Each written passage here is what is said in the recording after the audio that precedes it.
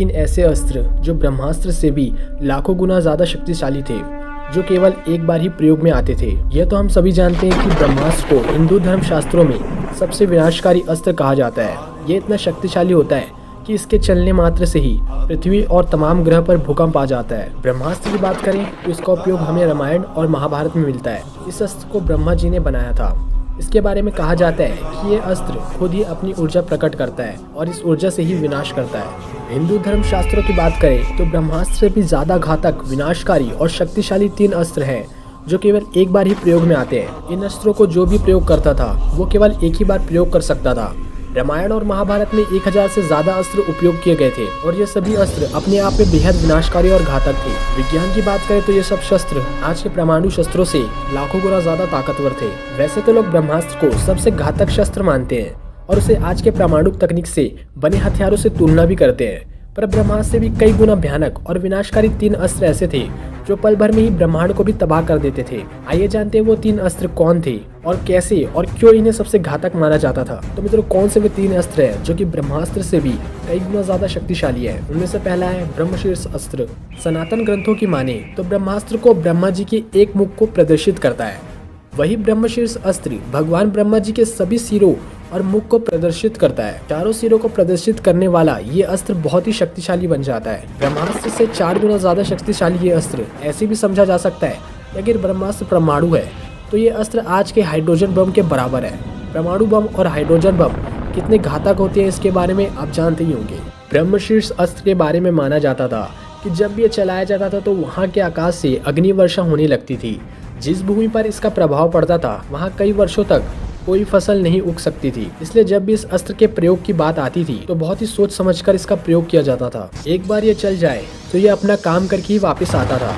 महाभारत में उल्लेख है कि पांडवों को संपूर्ण विनाश करने के उद्देश्य में विफल होने के बाद अश्वत्थामा ने इस अस्त्र का प्रयोग उत्तरा के गर्भ में पल रहे शिशु परीक्षित के वध के लिए किया था, जिसके उत्तर में अर्जुन ने भी इसी अस्त्र का प्रयोग करके अश्वत्थामा का यह प्रयास विफल कर दिया था। अर्जुन को ब्रह्मशीर्ष को जागृत करने से वापस लाने तक का संपूर्ण ज्ञान था, जबकि अश्वत्थामा को गुरु द्रोणाचार्य ने केवल ब्रह्मशीर्ष को जागृत करने का ही ज्ञान दिया था। दूसरा है ब्रह्मदंड अस्त्र।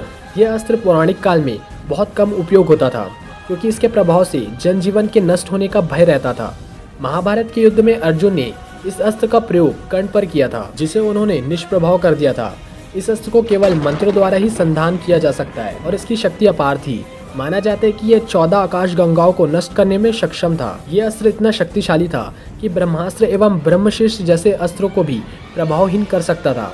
इसका उल्लेख हमें रामायण में भी मिलता है। मित्रों, तीसरा और पूरे ब्रह्मांड में सबसे ज्यादा शक्तिशाली अस्त्र है, उसका नाम है नारायण अस्त्र। नारायण अस्त्र भगवान विष्णु का अस्त्र है जिसे वह असुरों के वध करने के लिए प्रयोग करते हैं। ये बहुत ही ज्यादा शक्तिशाली और विनाशकारी है।